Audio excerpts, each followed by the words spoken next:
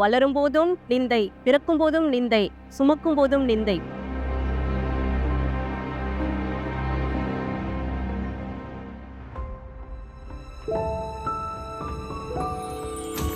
எல்லாம் உனக்காக.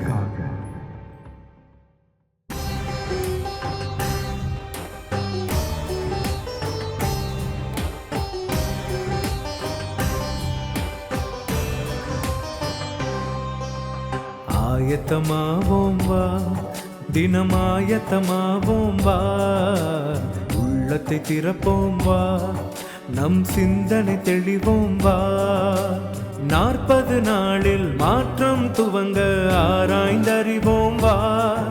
இந்த 40 நாளில் மாற்றம் துவங்க ஆராய்ந்திடுவோம் வா. நல்வழியை தேர்ந்தே வா, இறை வார்த்தையில் நடப்போம் வா. ஆயத்தமாவோம் வா, தினமாயத்தமாவோம் வா.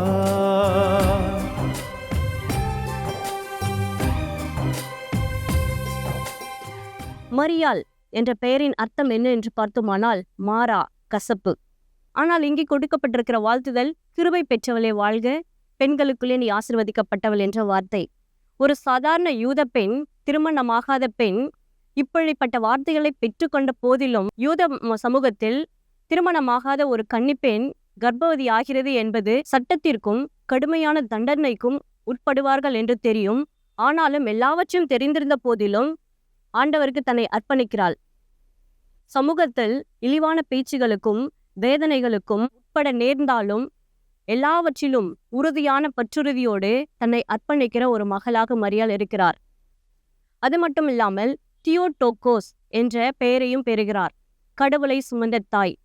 கடவுளை மாத்திரம் அந்த தாய் சுமக்கவில்லை, சமூகத்தில் கொடுக்கப்பட்ட கண்ணீர், வேதனை, துக்கம், அசிங்கம், அவமானம், நிந்தை இதை எல்லாவற்றையும் சுமக்கிற தாயாக அவர் இருக்கிறார். இப்படி போராட்டத்திலும் கண்ணீரிலும் நிறைந்த வாழ்வு எப்படி கிருபை பெற்ற வாழ்வாக இருக்க முடியும்?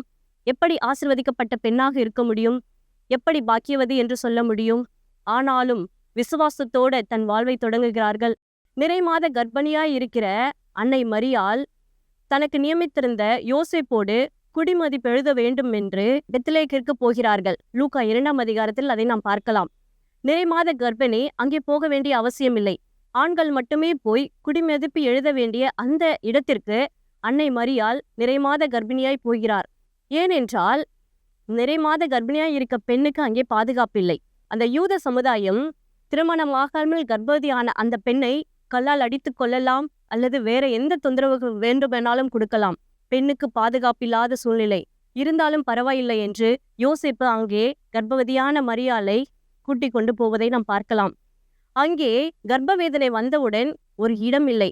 இயேசுவை இறைவனின் மைந்தனை சுமக்கிற அந்த தாய்க்கு அங்கே இடமில்லாமல் போகிறது. வேதனை அதிகமாக கூடுகிறது. இருந்தாலும் பரவாயில்லை என்று உறுதியான பற்றுறுதியோடும் பொறுமையோடும் நம்பிக்கையோடும் நான் ஆண்டவருக்கு அடிமை என்ற வார்த்தையை நினைவு கூர்ந்து சிந்தித்து கொண்டிருந்து தன்னை அர்ப்பணிக்கிறார். அதே சமயத்தில் அந்த இறைவனின் மைந்தனையும் பெற்றெடுக்கிறார். வளர்க்கும் போது தன்னோட நிந்தை மாறும், கஷ்டம் மாறும் என்று உண்மையான தாய் அன்புடனும் அரவணைப்புடனும் பிள்ளையை வளர்க்கிறார்கள். உண்மையான ஒரு தியாகத்துடன் அதை செய்கிறார்கள். சரி, அப்பொழுது வளரும்போது மாறும் என்றால் அப்பொழுதும் மாறவில்லை. இப்பொழுது சொல்லலாமா கிருபை பெற்றவளே வாழ்க என்று?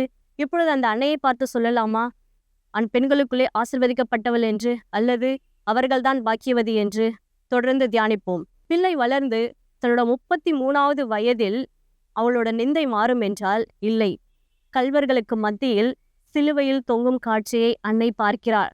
தான் பெற்றெடுத்த வளர்த்த தேவ மைந்தன் அங்கே சிலுவையில், அதுவும் யாருக்கு மத்தியில் என்று பார்க்கும்போது கள்வர்கள், திருடர்களுக்கு மத்தியில் அங்கே அறைவதை நாம் பார்க்கலாம். ஒருவேளை தன் சமூகத்து பெண்கள் அல்லது மக்கள், ஆண்கள் எல்லாரும் மறுபடியுமாக அன்னையை இழிவாக பேசியிருக்கலாம். வளரும் போதும் நிந்தை, பிறக்கும் போதும் நிந்தை, சுமக்கும் போதும் நிந்தை. தொடர்ந்து அவங்கள் பெயருக்கு ஏற்றாற் போல கசப்பு மட்டுமே அவர்கள் வாழ்க்கையில் நிறைந்திருக்கிறது. இருந்தாலும் தன் மகன் சிலுவையில், அதுவும் கள்வர்களுக்கு மத்தியில் தொங்குகிற அந்த காட்சியை பார்க்கும்போது அன்னையின் கர்ப்ப வேதனையை விட அந்த வலியும் வேதனையும் கண்ணீரும் 100 மடங்கு அதிகமாக இருந்திருக்கும். இருந்தாலும் உறுதியான பற்றுறுதியோடு அன்பு நிறைந்த கருணை நிறைந்த தாய் அன்போடு உறுதியாக அன்னை நிற்கிறதை நாம் பார்க்கலாம். இப்படி அவர்கள் எந்த நேரத்திலும் ஆண்டவருக்கு எதிர்த்து பேசாமல் அமைதியாக பற்றுறுதியோடு பொறுமையோடு தன்னை அர்ப்பணித்து கீழ்ப்படைந்ததினால் அவர்கள் பெற்றெடுத்து வளர்த்த தேவ மைந்தன் 3ஆம் நாள் உயிரோடு எழுந்து மகிமையாக விளங்கினதை நாம் பார்க்கலாம். இன்ற தவசு காலங்களிலும் ஆண்டோடைய வார்த்தையை தியானித்துக் கொண்டிருக்கிற உங்களுக்கும் எனக்கும் அன்னை ஒரு பெரிய உதாரணமாக இருக்கிறாள். எப்படி என்றால், நம்ம கிருபை பெற்றவர்கள், பாக்கியவதி அல்லது பெண்களுக்குள்ளே ஆசிர்வதிக்கப்பட்டவர்கள் என்ற ஆசீர்வாதத்தை பெற்றுக்கொள்ளும் போது அதனோடு கண்டிப்பா வேதனையும், இருள் நிறைந்த சூழ்நிலையும், அந்தகாரமும், சோர்ந்து போகிற சூழ்நிலையும் வரும். எல்லா சூழ்நிலையிலும் ஆண்டவரை மாத்தமே நம்பிக்கை வைத்து விசுவாசம் வைத்து நம் பயணத்தை தொடங்கும் போது முடிவிலே மகிமையான ஒரு சிங்காசனம் நமக்காக வைக்கப்பட்டிருக்கும். ஆண்டவரோட சமூகத்துல நம்ம காத்திருப்போம். அதற்கான பாத்திரங்களாக உங்களையும் என்னையும் பயன்படுத்த ஆண்டவர் அழைக்கிறார். நம்மை அர்ப்பணிப்போம். எல்லாம் வல்ல இறைவன் நம்மை அன்னையை போல ஒரு சரியான பாதையில நடக்க, ஆண்டவருக்கு கீழ்ப்படிந்து செவி கொடுக்க வழிநடத்தி காப்பாராக. ஆமேன்.